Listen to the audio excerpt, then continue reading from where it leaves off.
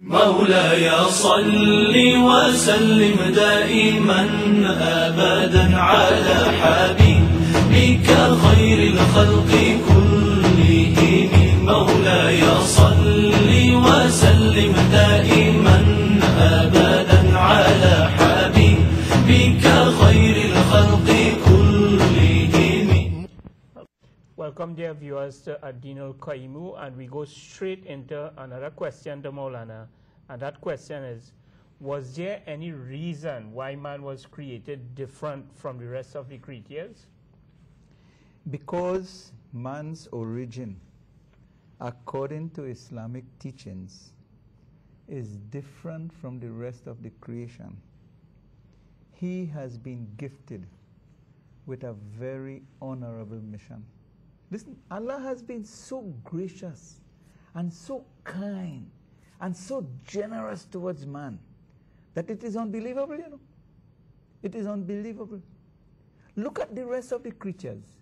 They have, let us call it a lifespan. They are subjected to the seasons. The river will have the best and most amount of fish.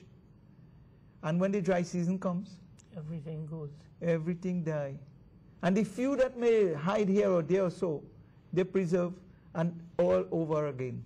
The plants will be the most beautiful, but it is subjected to the conditions, the weather conditions, and so on. No rain, no water, all these things, and that's the end of it. All the beauty, all the grandeur, it goes. And so all those creatures, they are subjected to the environment, the condition. Man is the only creature who can utilize the environment for his existence, for his preservation, for his protection, and for his use and benefit. And he is given that power to be able to survive no matter what the conditions of environment may be. In addition to all that, man is given access to whatever is in the skies and the earth. Allah says in the Quran, وَسَخَّرَ لَكُم مَا فِي السَّمَاوَاتِ وَالْأَرْضِ. We will be discussing that a little more. But first of all, Allah tells us in the Holy Quran.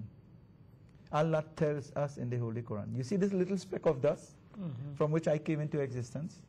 I am an honorable person.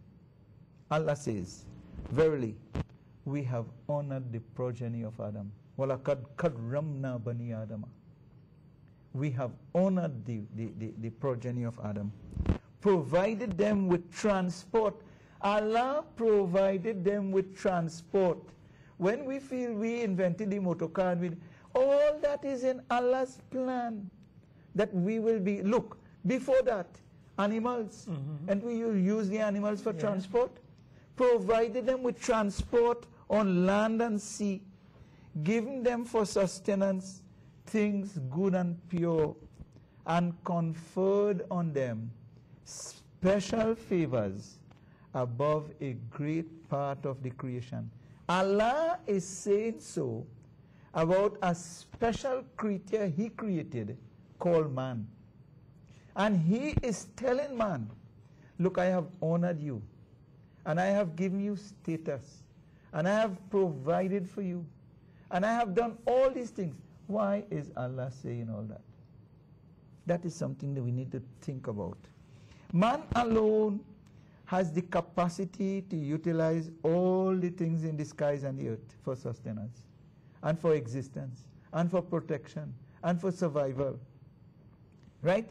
Man alone has the capacity to traverse the universe as much as he can and benefit from what he sees, hears, and understands. No other creature can do these things.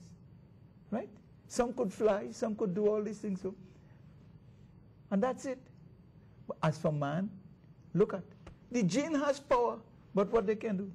They cannot recite the words of Allah. They cannot do this, they cannot do that. So all the power they have. Look at, only man has, you know, and we have freedom of choice. We can choose. If here is not suitable for me, I could choose and go somewhere else. If I don't like this kind of food, I could choose another one. All these things, so we have choices. And because we have choices, we are special. Man has the capacity to prepare that little speck of earth from which he came, right? To penetrate the electromagnetic barrier of this space. This speck of dust has the capacity to penetrate the electromagnetic barriers, 7 of them in this space, to get above that, to get to the other planets, to the galaxies. Which other creature has that capacity? Allah has given us that capacity. And because of that, we are honored. Unfortunately, some people cannot understand that, and they behave just like the rest of the creatures. And that's a bad thing. Unfortunately. So you said that the human species was created different from the creation of the other creatures on Earth.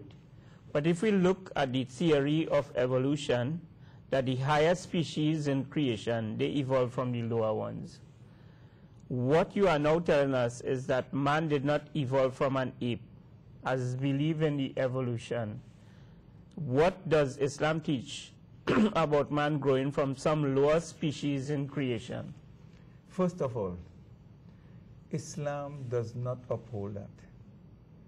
There are some Muslim philosophers who believe that that speck of dust underwent stages of growth, not phases of growth, but each in a unit underwent stages of growth. For example, the speck of dust became a sperm. The sperm became a clot. The clot became congealed blood. The congealed blood grew bones and flesh grew on it. It became a fetus, and so and so and so and so. So that it underwent some kind of growth, right? According to Islamic beliefs, Allah created Adam as a special entity. Some people believe that Allah took clay and made Adam like how the little girls will make a little dolly. Some people believe that Allah took the quintessence of clay and caused that to grow into the different stages until it became Adam. The Quran has not stated clearly how Allah created Adam and how Allah created Eve from Adam. The Quran did not elaborate upon it. As a result, there is room for research and for understanding.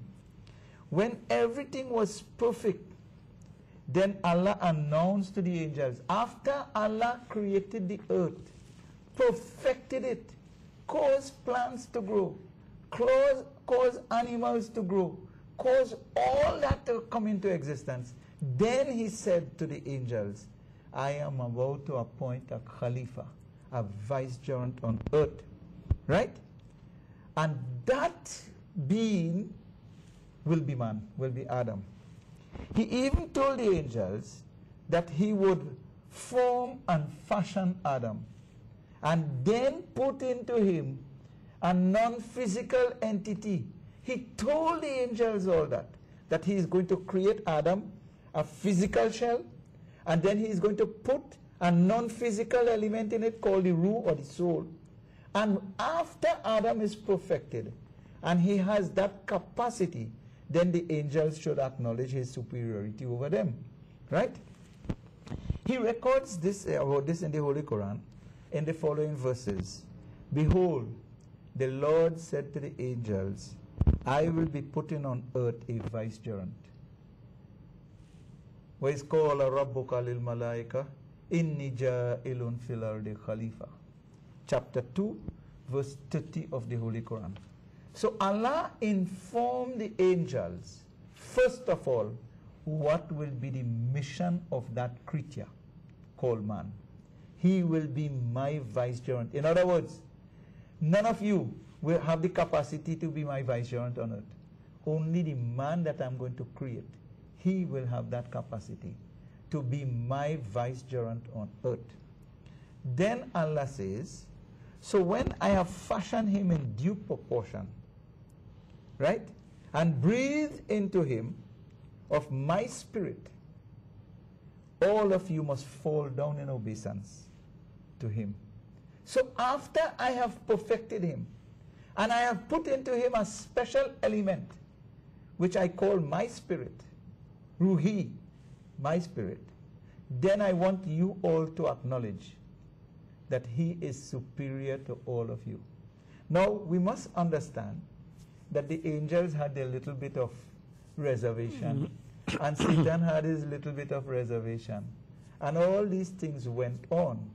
But the end result is, Allah is saying that man will represent him in whatever way Allah wants that to be. Listen, we can't be God. We can't have the power and the qualities of God. But we could demonstrate something of his divine attribute in our own lives. And maybe that is what he was talking about, representing him on earth. Some scholars believe that vicegerent means the power to procreate. So man, he has the power to procreate. That is why he's called the vicegerent. That is only one view.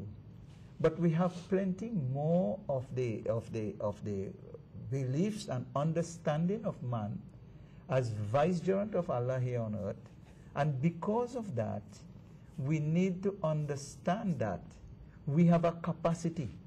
And if it is properly developed and fully, realized, we can have even the angels understanding that they are not as high in status as us, as was demonstrated by Prophet Muhammad, peace be upon him.